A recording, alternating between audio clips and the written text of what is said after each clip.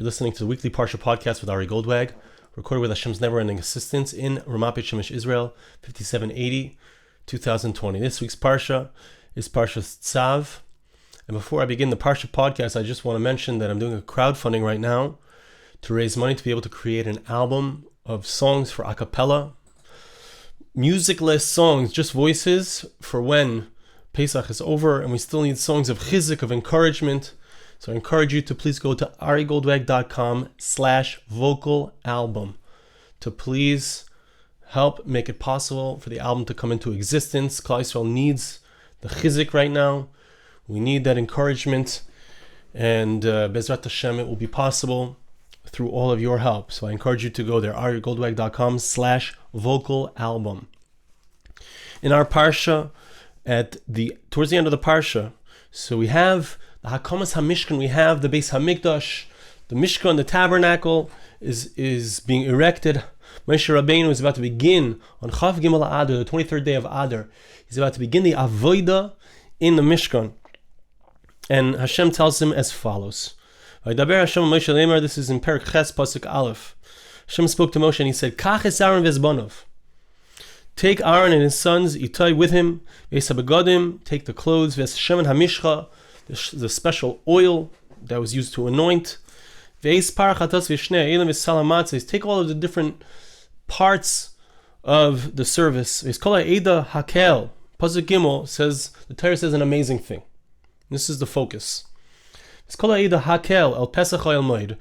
the entire congregation of the Jewish people to the entrance of the tabernacle of the Mishkan. Pasuk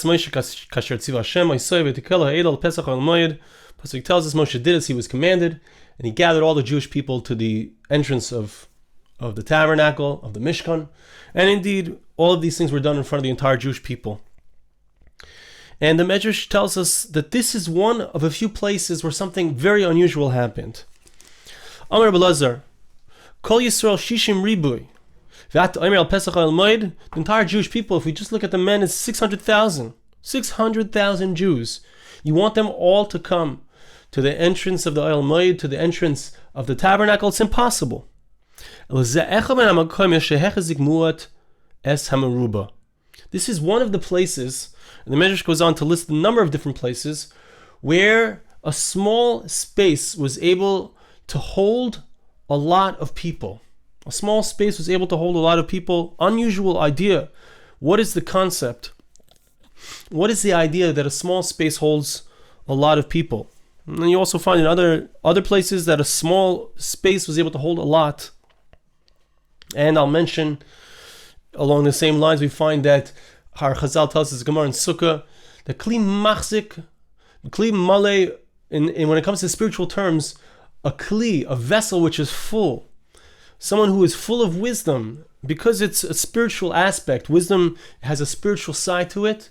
A person who wants to have more wisdom, if you have an empty head, if you don't understand anything, so you're not going to understand too much. Kli Maleh Machzik, a vessel which is full, that's the type of vessel, in spiritual terms, you can add more to.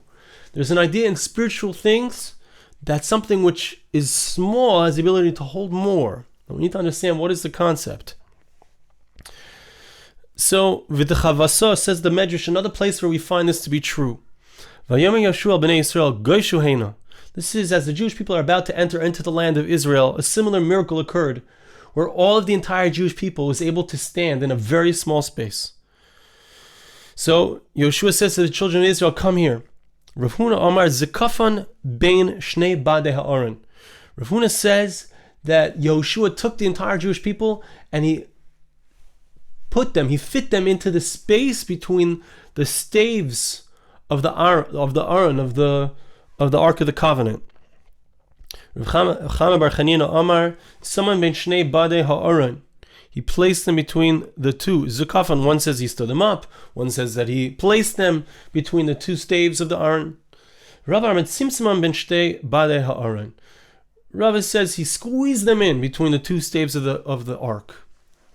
This is what the verse tells us. This is how you shall know. That's the next verse in Yoshua and Joshua. chapter 3, verses 9 and 10. It says, this is how you will know that Hashem is with you. Hashem is inside of you. Hashem is with you. Amar Lahem, says the Midrash, what was Yoshua saying to them? Since you are able to fit in between the two staves of the Aron, that's how you know. Atem yoidim, it's a girsa change here, there's a different girsa, but this is the correct girsa according to Rashash. Atem yoidim sheshchinasi beinechem. That's how you know. You can know that Hashem is with you. How can you know that Hashem, that God's divine presence is inside of you? It's because of the fact that you fit into a small space. Because think about it, this is a godly aspect, right? The spiritual realms, right, are vast, are awesome, are beyond description, are infinite. HaKadosh Baruch Hu himself, God himself, is infinite. And yet, HaKadosh Baruch Hu promises in the Mishkan, I, the infinite God, says Hashem, I, the infinite God, shall dwell in your midst, in your finite place. The Jewish people are standing at the entrance of the Oel Moed.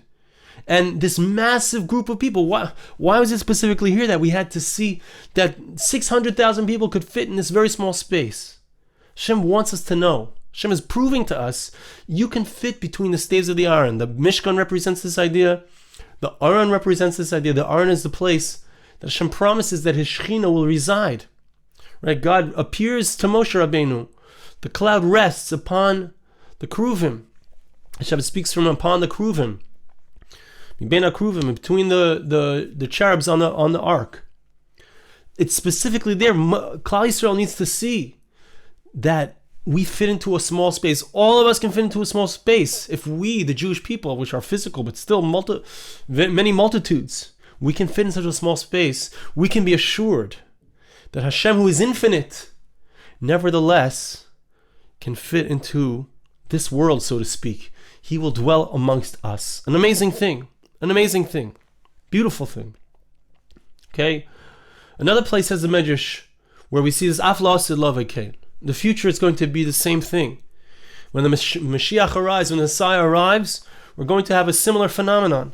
Shenemar. Says the verse, Jeremiah chapter 3 verse 17. Yirmiyahu Perek Gimel Pasuk Yud Zayin. Ba'isahi yikru l'Yerushalayim kisei Hashem. In the future, which hopefully I believe is in the very near future, in the future, the Jewish people will be in the land of Israel, as the verses describe, as we'll soon see in Isaiah as well, chapter 54. But here it is in Yirmiyahu. In the future, so when Moshiach comes, everyone will recognize the centrality of the Jewish people. The Jewish people is the soul of mankind. They will recognize that the land of Israel is the soul of the world, and Jerusalem is the soul of the soul. They will call Jerusalem the Kisei Hashem, the throne of God. V'nikvu eleh kol hagoyim.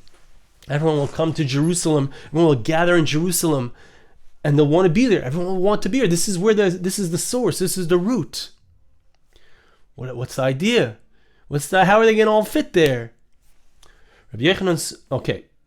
We'll get to this next thing in a moment, but you see the same idea, says the Medrash, that just like it was true that the entire Jewish people could fit into a very small space, the entrance of the Oel Moed, to a very small space between the staves of the Aron. Why? To represent the fact that HaKadosh Baruch Hu, who is infinite, is resting His infinite presence upon the finite world, upon the finite Jewish people. So too in the future, it's going to be a similar phenomenon, but not just for the Jewish people, but for the entire world. How will they all fit? There's 7.7 billion people in the world today. How will we all fit into Yerushalayim, to Jerusalem, where the entire world is going to come to Jerusalem? Yikavu.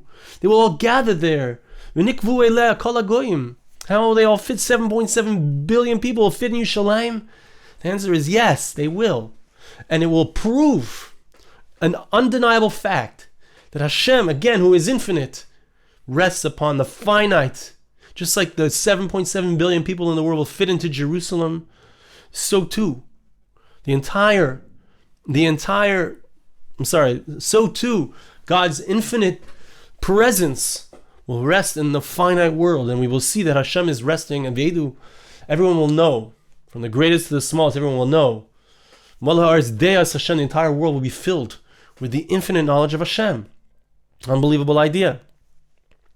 If we want to understand also, Agav, by the way, we want to understand why are they coming in the description of the war of Gog and Magog, which is a three-pronged war, three-part war, which we've already had. World War I and II were the first two of the three parts, according to Chafetz Chaim. So we have this war, and the way it's described in the Psukim is a war on Jerusalem. It's a war on Yerushalayim. What is the idea? Especially if Gog and Magog parts 1 and 2 were in Europe, basically, right? So how did it have to do with Yerushalayim? But the idea of Yerushalayim we see here, the idea of Yerushalayim is who is the central pillar. Where does God's presence come into the world? Does it come in through the Jewish people, or does it come in a different way? Who is the soul of the world? The Christians claim that they are the soul of the world. The Arab world claims that the Islamic world is the soul, is the source of godliness in the world. Each different culture has a different claim. The Torah, which is the center, everyone agrees the Torah is the center of these major world religions. The Torah says that the Jewish people is the soul of the world, that the Jewish people are the teachers of the world. The Jewish people are the ones upon whom rests the Shekhinah, and thereby, through them, it all rests upon the world. But there's a fight over that, and that's what Gog and Magog is about. There's a fight. Who is the soul of the world? Who is the one who is the ruler of the world? Who is the Melech? Who is the king? Because whoever rules the world, for the time being, it's the United States of America that rules the world. Perhaps for a long time it was the UK. It was the United Kingdom which ruled over the world, and through which the Shefa came into the world, through which the influx came into the world. Because Baruch Hu brings down his influx through whoever's in charge, whoever is the ruler of the world. And economically, the United States is a leader. China is a leader. The UK for a long time was the leader. HaKadosh Baruch Hu is showing us through World War I and II, and perhaps we could see it's even happening here today. Hashem is showing us that there's a fight over who is the source. Who is the source of spiritual sustenance, of physical sustenance? Is it a human being? Is it a powerful nation? Or is it Hashem? Is it economics? Is it the powerful businesses? Is it the media? Or is it God? That's what the war of Gog and Magog is about. It's about a statement of who is going to be the ruler of the world. When the Jewish people are the rulers of the world, when the Jewish people in their tikkun, in their state of being proper, in their state of rectification, when the Jewish people rule over the world in essence, and this is the essence of what the Jewish people are to be, the Moshiach of the world, the Messiah of the world, and this is the concept, the true concept of Messiah, of Moshiach, is that we are the ones who bring Hashem into the world. How? Through our selflessness, through our dedication to HaKadosh Baruch Hu, through our dedication of being a place upon which Hashem can manifest. We are the place through which Hashem is manifest, and that's the concept of the Mishkan, and that is the concept of the Aron, of the Ark. And that's why the Jewish people are in a place of tzimtzum, a small place. Because HaKadosh Baruch Hu, just like Hashem is awesome, infinite, and yet he rests in the finite world, so to the Jewish people are many multitudes, and yet we can be fit into a small space that represents the fact that we are the place where Hashem manifests in the world. And that's exactly what the Medrash says. But it's going to be a similar thing in the future, and everyone's going to see that this is true. Listen to this. The end of the Medrash. This is the most powerful part. Rabbi Yochanan Solik the Mishal B'Shlamei the Rabbi Chanina. One time, Rabbi Yochanan was one of the great Rosh Yeshivas of the Jewish people. Immediately after the Beis Hamikdash was destroyed, after the temple was destroyed, Rabbi Yochanan, he came to see how Rabbi Chanina was doing. And he found that he was learning this very pasuk. He found him learning this pasuk. At that time, they will come to Jerusalem. The entire world, all of the nations of the world will acknowledge the centrality of the Jewish people. Will acknowledge Jerusalem as the capital of the Jewish people, the capital of Israel. Will come to acknowledge the fact that the Jewish people is the source of spirituality because of our selflessness. Right? What's going to happen? They're going to come there to the throne of Hashem. They're going to all gather, as we said, all the nations. Amar Loi. So Rabbi Yochanan said to Rabbi Chanina, as he was learning this verse, he said to him, "Umachzekes yason? Is Jerusalem going to be able to hold 7.7 billion people? How is that possible?" Amar Loi Hamikra Omer. He quoted him a pasuk in Isaiah chapter 54, verse 2. Harchivi mekayim alech. Spread out the place of your tent. And the pasuk immediately after says, Ki yamin usmal tifroitzi. To the right and to the left, there will be an expansion. There will be an expansion. Now the Parsha Pshat in the Psukim, when we read the Psukim in Yeshaya and Dalet, which we'll do in a moment, the Parsha Pshat in the Psukim, the simple understanding is that it means that the Jewish people will spread out to the right and to the left, just like Ufaratz the Yom of a Kedma, it's a fine of a Nikba, the verse tells us in the Torah, you will spread out to the north, to the south, to the east, to the west. The Jewish people will spread. The land of Israel will be massive. The Jewish people's influence will be massive. That's the Parsha Pshat. But there's a deeper Pshat, which Medrash is implying. And that is that you will be so great, and yet you will fit in a very small place. Harchivi mekayim ahalech. Your Mekayim Alech is a very small space. Does it mean they're going to make the Mishkan into an awesome, massive tent that expands over the entire land of Israel? Or the entire Jerusalem? I don't think that's the Pshat. I think that the Medrash is saying a much deeper Pshat. That this small space, this very small space of Jerusalem, this very small people called the Jewish people, will be a place that everyone will come to and recognize and fit inside, both physically and spiritually. Everyone will fit inside. Everyone will recognize that this is the root, this is the place, and it will be signified by the fact that physically everyone fits into Yerushalayim. All the 7.7 billion people in the world will fit into Yerushalayim, literally, to teach us so that we can see for ourselves, we can experience the concept that something infinite or something multitudinous, something so many can fit into something so small. And again, Hashem, who is infinite, can fit into the tzimtzum, the constriction of the physical realm. Now hear this. Ki yamin usmal tifroitzi. I mentioned this months ago, but tifroitzi, the gematria of the word tifroitzi is Tafshin Pei. Tafshin Pei is the year 5780, which we're in right now. Yamin usmal tifroitzi. There's something awesome happening. We are all mitzumtzam. We have all become constricted into a very small space. We have all had to draw into ourselves. Can we find within ourselves, in our small space, can we find within ourselves the awesomeness of HaKadosh Baruch Hu, the awesomeness of spirituality, the great infinite presence of Hashem? Can we find that within ourselves?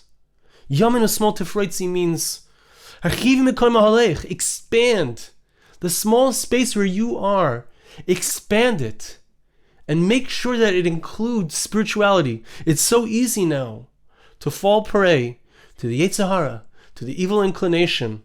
We're by ourselves, we're in our homes. It's so easy to fall in. Now is the time that we need to be spiritually expanded, rededicating ourselves to our learning, to our Torah, to our spirituality, to our tefillah. We can't daven in a shul. It's so sad. We can't daven together. We can't hear the Sefer Torah. We can't give tzedakah the way we want to. We can't, it's very hard for us to provide for our families. Who is it not affecting? Yechidim, individuals. There are a few people who it's not affecting. Hashem is saying, listen to the beginning of that parak, of parak Nun Dalet, of parak 54, chapter 54 of Isaiah. Rani akara lo yolada. Rejoice, O barren woman who didn't have children. This is a reference to Yerushalayim. Yerushalayim is abandoned. You can't go to the Kaisel right now. You can't daven there. There's only one time in history the Jewish people were not permitted to go to Kotel, to the Western Wall, to pray, to cry. From 1948 to 1967, by the evil oppressors, the Jordanian Arabs didn't allow the Jewish people to pray at the Kotel, even though by international law they were obligated to. Only one time in history, and it's repeating itself. But what followed that? Rani akara la yolada, pitzchi rina v'tzali. Explode in song, rejoice, O barren one. Ki rabim b'nei shemema, mi b'nei be'ula amar Hashem. Because there's so much more to be gained from having lost than from having. There's so much more to be gained from having lost than from having. We don't have Yerushalayim right now. For a moment, we don't have. Berega Katayin, this is the hemshech of the psukim here. It's unbelievable. Berega Pasuk Zayin. Berega Katayin azavtich, I have left you for a moment. In great compassion, I will gather you in. In that moment of 19 years that we couldn't come into Yerushalayim, we couldn't pray there. We thought it was gone. We had Eretz Yisrael. Can you imagine? We had Eretz Yisrael, but we didn't have Yerushalayim. How could such a thing be? We had Eretz Yisrael, we didn't have the Har HaBayis. How could it be? What happened immediately after that? An awesome experience. 1967, Six-Day War. We didn't expect it. We didn't dream of it. All of a sudden, we had Yerushalayim was ours. Hashem seems to have left us for a moment. Hashem seems to have left us. He doesn't want our tefillos. He doesn't want us to daven in shul. He doesn't want us. He doesn't want us to hear the Torah. He doesn't want us to hear the Torah from the Torah. But what does he promise? Rani akara lo yoloda. The part that seems barren, the part that seems like he's rejected us. The result is going to be, it's a promise. That tzimtzum, that place, how are we going to fit in there? How are we going to fit in this darkness?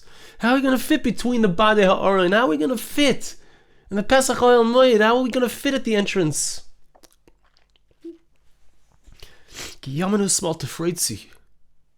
There will be an explosion. Tavshin Pei Tifreitzi, this is an explosive year. Yomenu Smol Tifreitzi. This tzimtzum, this constriction, is the beginning of HaKadosh Baruch Hu showing us that we can fit inside of a small space. Just like He, the Infinite One, can fit inside of a finite space. We must expand. We must expand ourselves in this small space. Harchivi mekam halech. Expand the place of your tent. Klal Yisrael, each and every one of us is enjoined by the pasuk here, by our parsha. We can fit. I will prove it to you, says Hashem. We can fit into a smaller space.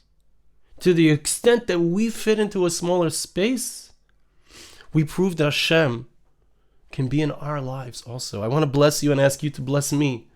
Hashem should help each and every one of us to be able to recognize the tremendous opportunity that we have to expand within the constriction. Hashem should help us to be rededicate ourselves, to be committed to Torah learning, to tefillah with kavana, a deeper tefillah, a deeper Torah learning, a deeper commitment to our families, a deeper commitment to HaKadosh Baruch Hu, a deeper commitment to Am Yisrael. Thank you so much for listening. Have a wonderful Shabbos. This podcast was made possible through the gracious donations of listeners like you.